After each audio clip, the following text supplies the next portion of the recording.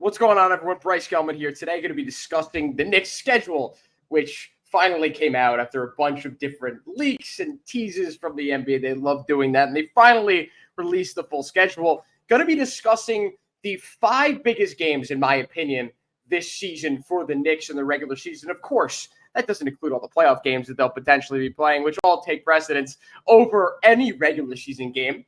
But we're going to be discussing 5 games, and I think that we got to start off here. This is in no particular order. This isn't 1 through 5. This is just the 5 most important games, in my opinion. And we're going to start here with no surprise.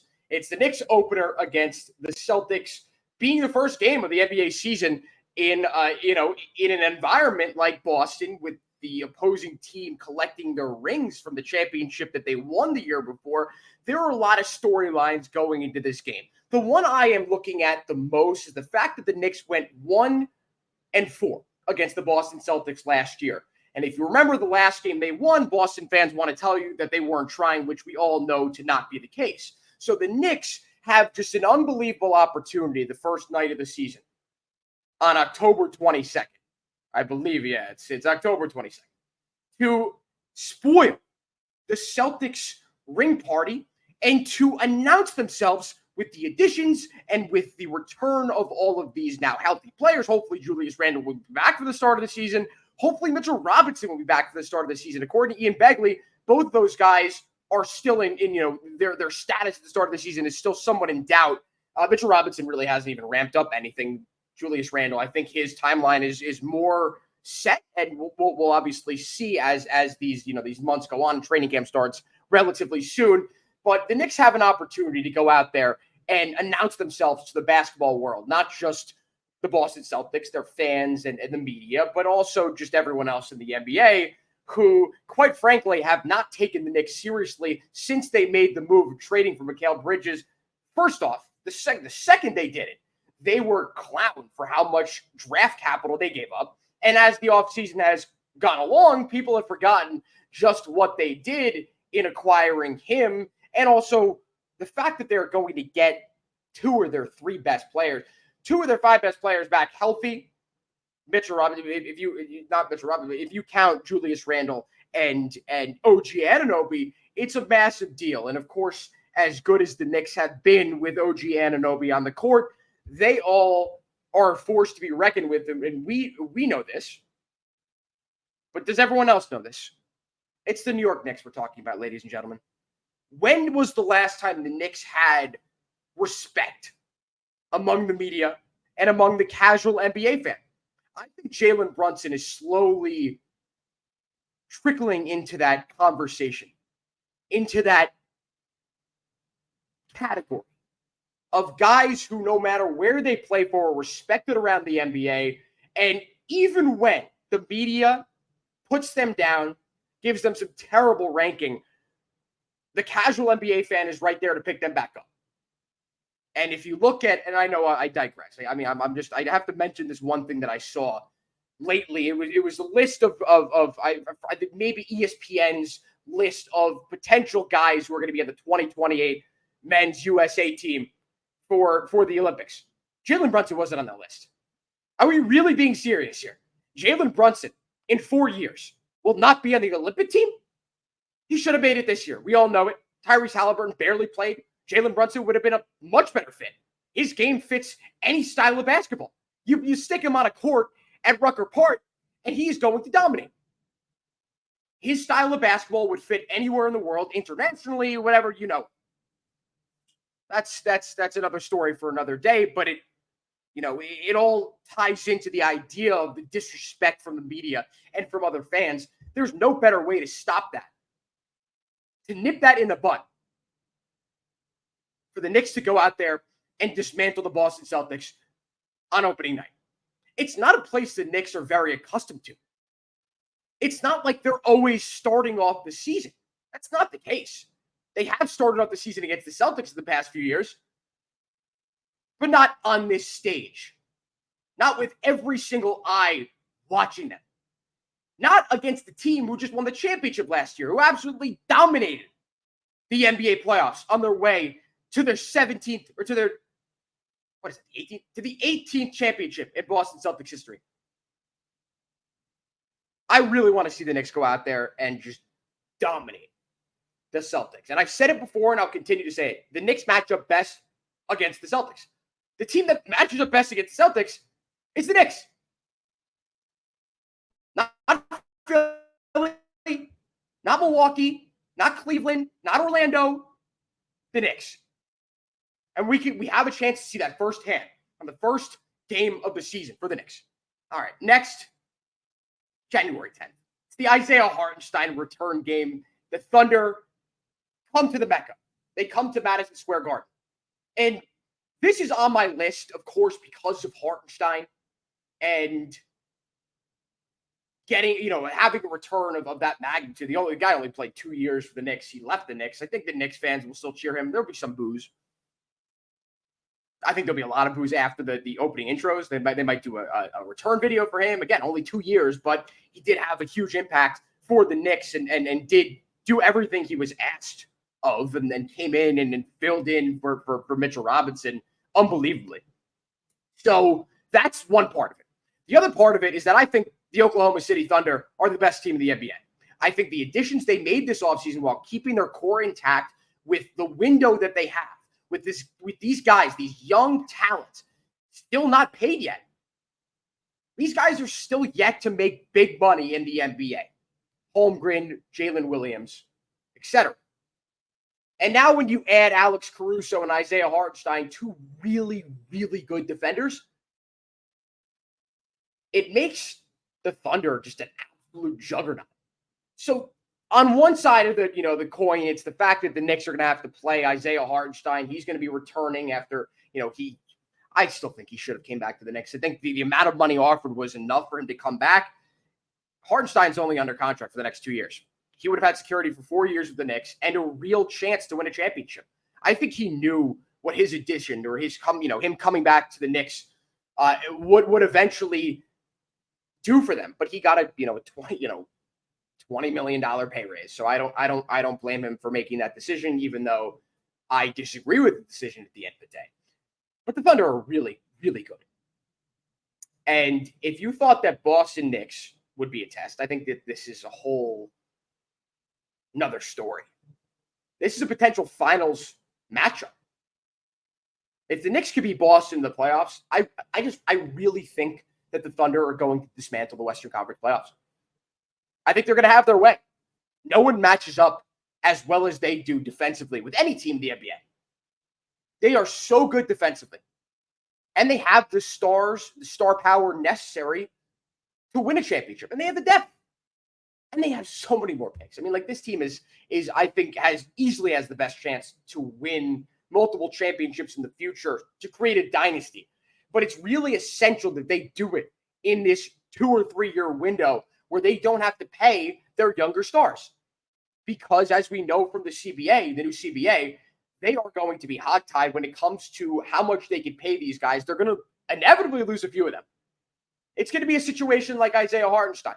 Hartenstein's gone in 2 years. They're not going to have the money to pay him in 3 years. They have a club option in the 3rd year. They're not going to be able to take that. If they do, they are going to be above the second apron with how much money they're going to have to dole out to the other guys on the team.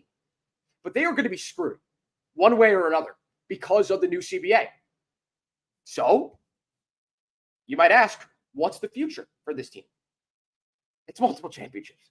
So the Knicks have an opportunity to really shove it into Isaiah Hartenstein's face, to say that, how did you leave this team? How could you leave what we had already started building? Something that you knew could have put the Knicks over the top. And the Knicks still might be there. It's just the fact that Mitchell Robinson needs to stay healthy. If he can't stay healthy, they're in deep, deep trouble. And of course, they have some more versatility from the amount of wings that they employ on the roster, where they could play Julius Randle at the 5 now. They could do a bunch of things they weren't able to do because they still have depth. Not so much in the front court. And Precious Achiuwa, as good of a job he did last year filling in for Julius Randle, filling in for Mitchell Robinson, or filling in for Isaiah Hartenstein, who moved up to the starting role.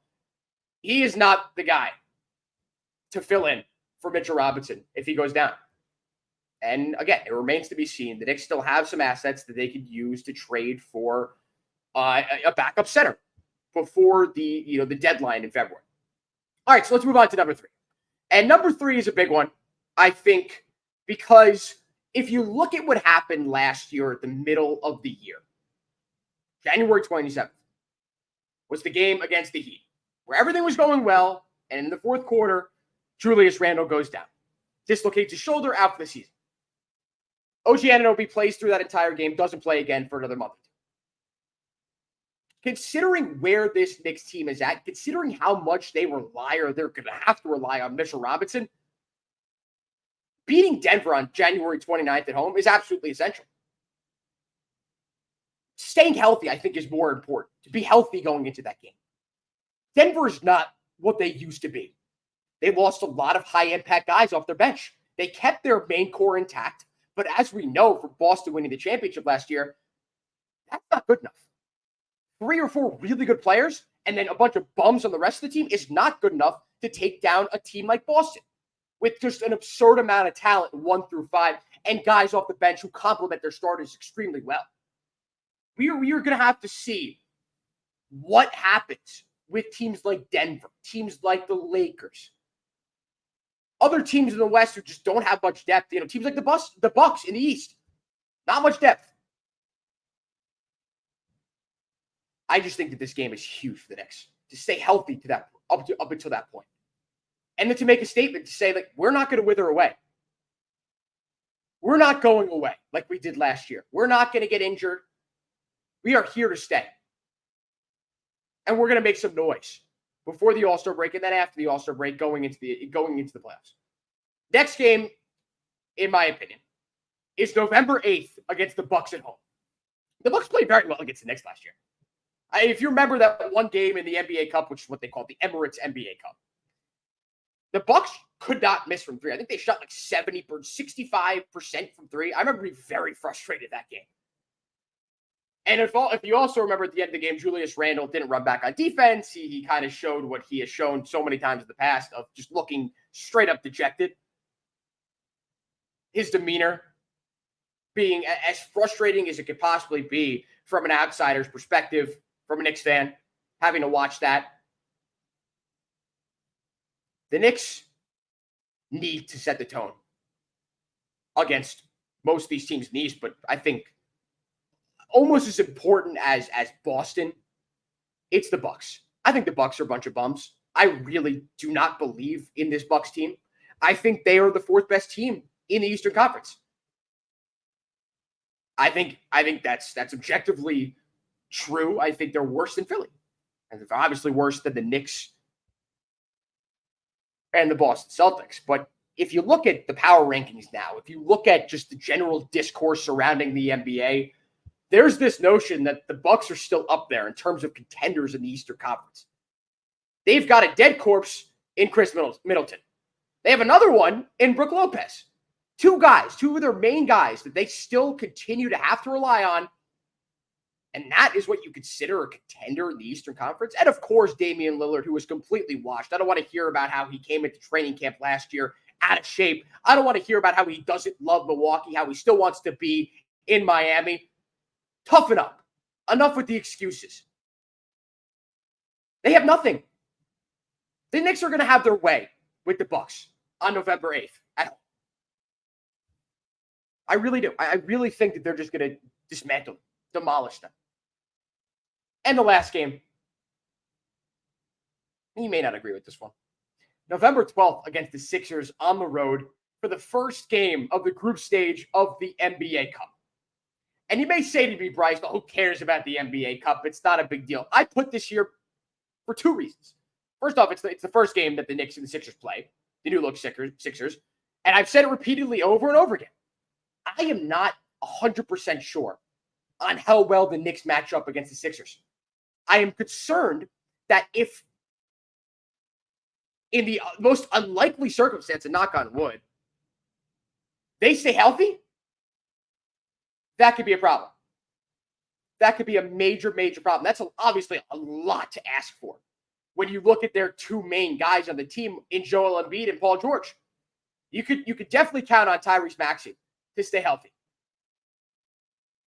But those other guys, I don't know about that. But if they are healthy, I think presents a major problem for the Knicks. I think they get crushed by Boston. I just don't like the matchup for the Sixers. I think Boston's too good for Philly. They don't have the wing defenders that the Knicks have to match up with Tatum and Brown.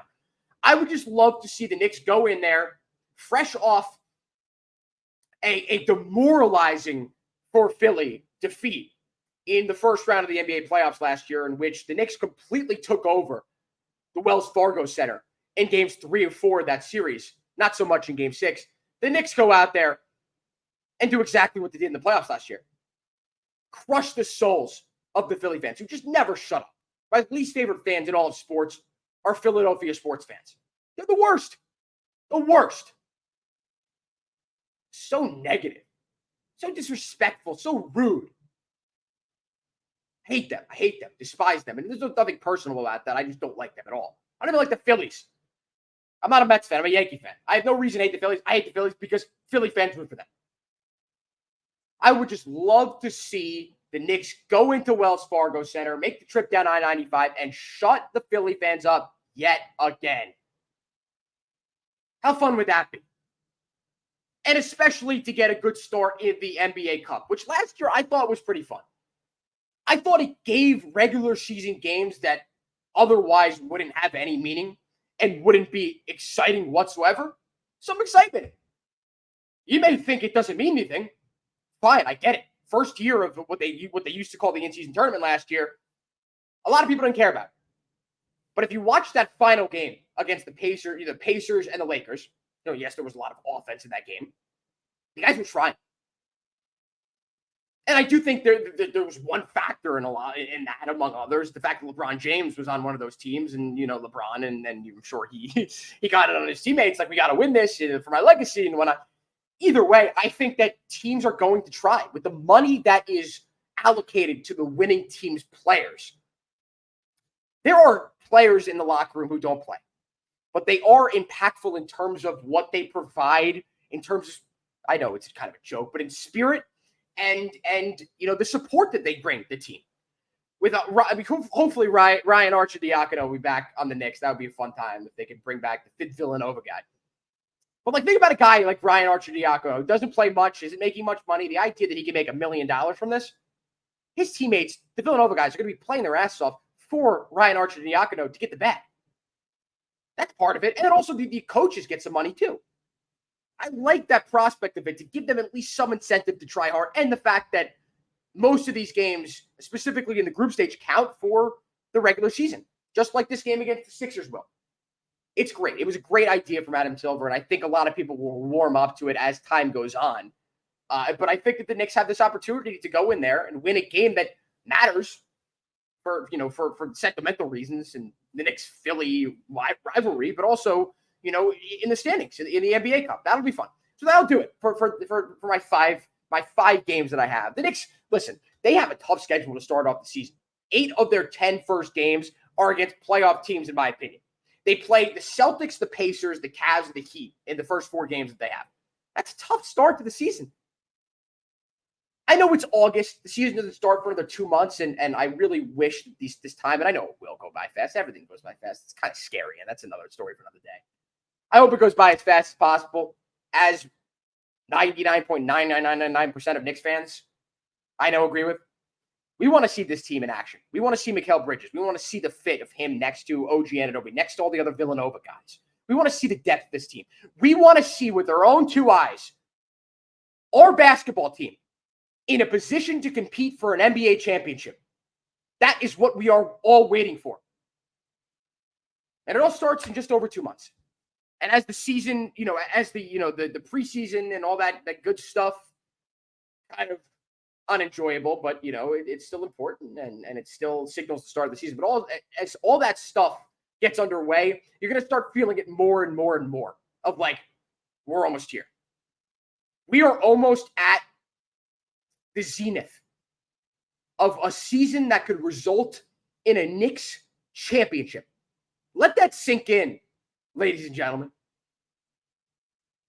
The unbelievable reality that we live in the year 2024.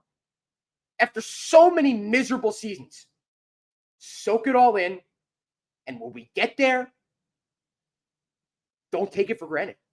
Even if the Knicks aren't able to do what we all think they could do and win a championship, if the Knicks make a conference final, it'll be their first since 2000. If they make a finals, soak it in. Enjoy the Garden in the playoffs. And I know I'm speaking way, way ahead of schedule. But this is what we are all looking for. Is our Knicks team to actually compete. And they did everything they needed to do. Hartenstein kind of screwed that, but they still have a championship roster, in my opinion. They have the depth necessary to beat Boston. Boston's the best team in the league. Things go right, who knows? All right, that'll do it for today. I'm Bryce Gelman. If you enjoyed this video, please give me a like and a subscription down below for more content like this.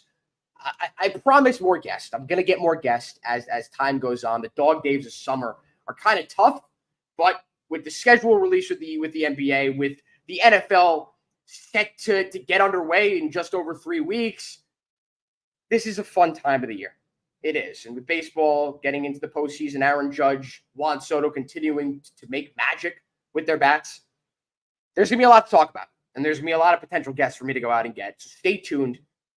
I promise you, I will get those people on, and I will continue to bring you good content here on YouTube. Thank you all for tuning in. I will talk to you all next week.